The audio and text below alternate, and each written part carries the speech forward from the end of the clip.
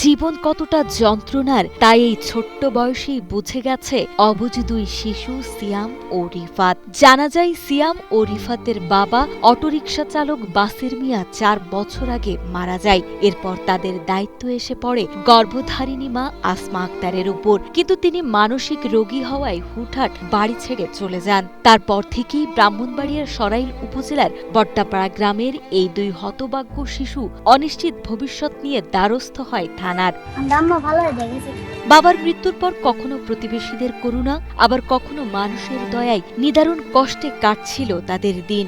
শেষমেশ দেওয়ালে পিঠ ঠেকে গেলে ভবিষ্যতের অজানা আতঙ্কে স্থানীয় কয়েকজন স্কুল পড়ুয়া ছাত্রের সহায়তায় সরাইল থানায় এসে হাজির হয় তারা। দায়িত্বরত এএসআই কারুন বিল্লাহের কাছে নিজেদের বুকফাটা আর্তনাদ আর চরম অসহায়ত্বের কথা খুলে বলে এই দুই শিশু।